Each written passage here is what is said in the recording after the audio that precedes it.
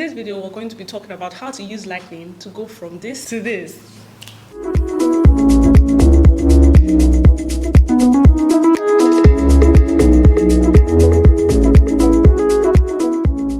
Hey guys, welcome back to my YouTube channel. If you're new here, you're absolutely welcome. My name is Fumi and you're welcome to Fumi Help. On this channel, figure out a way to use tech, social media and photography to make your life and your business better. On today's video, we're going to be focusing on lights. Yes, you guys have been asking for a long time for me to do a light tutorial. I've just not had the time because doing a light tutorial takes so much, like setting up the lights, showing you guys how I set up the lights and all of that. So if that's something you'd like to watch, let's get into the video of the day.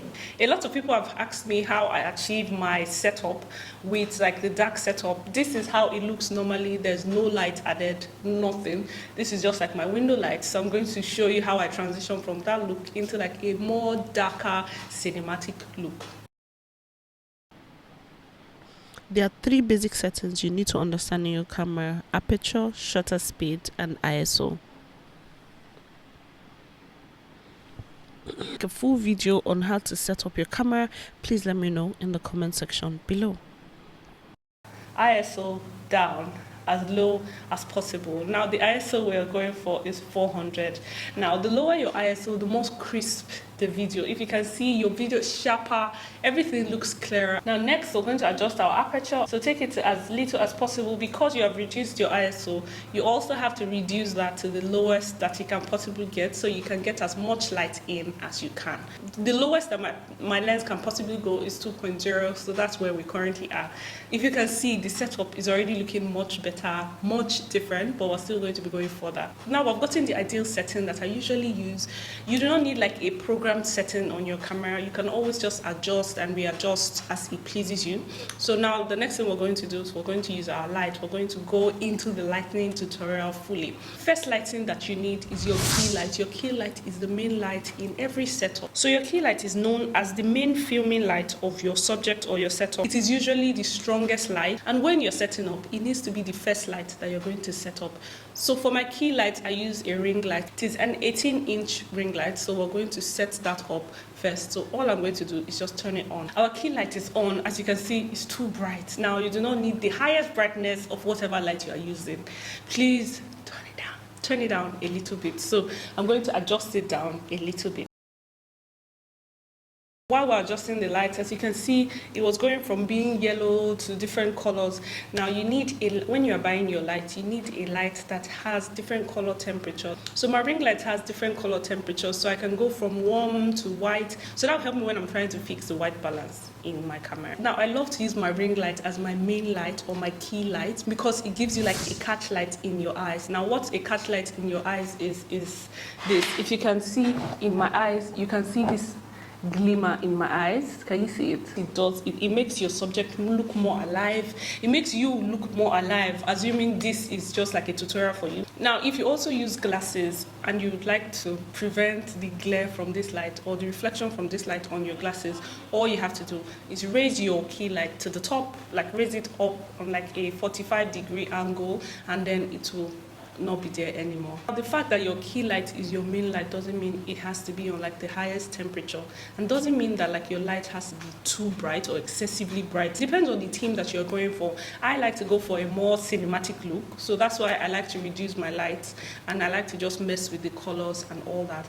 Now the next light after our key light that we're going to be going to is our fill light. Now the fill light basically is the light that fills your background. After your key light, if you can see, there are some shadows here. They're not really flattering shadows. It gives you better exposure and it creates a halo effect for increased impact. Basically, it makes everything look nicer.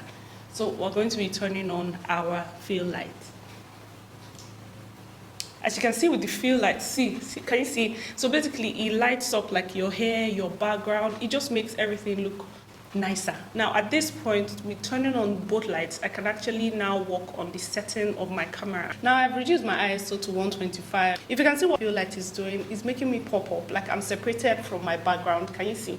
Can you see what it's doing right here? So that's the reason why you need that light. Now, after setting up our field light and our key light, the next light we're going to be going to are our practical lights. The using practical lights is the use of regular working lights. For example, your candles, TV, your computer screens, and those lights are intentionally added to your setup to create a cinematic lighting setup. So basically, you can put like a candle light, you can put any light at the background just to give you like a really nice cinematic look. Now we have turned on our practical lights. So all the lights I'm using here are not expensive lights. My ring lights are very cheap. My soft boxes cheap, and my lights as well are cheap. Now the thing is, there are different types of light that you can use. There are more recent, newer lights that you can use to achieve this look without having like a lot of lights. But I already had this light, and it didn't make sense for me to just buy newer lights just for the fun of it.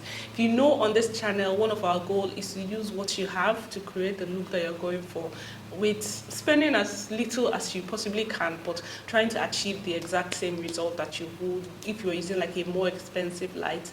Eventually, yes, I will move from using maybe my ring light as my practical lights to a different type of light, but for now, that is the light I'm using. So after putting our practical light, as you can see, my hair is lit up by my ring light or the hair light. So basically what it does is separates me from the background, makes it look like not in the same setup.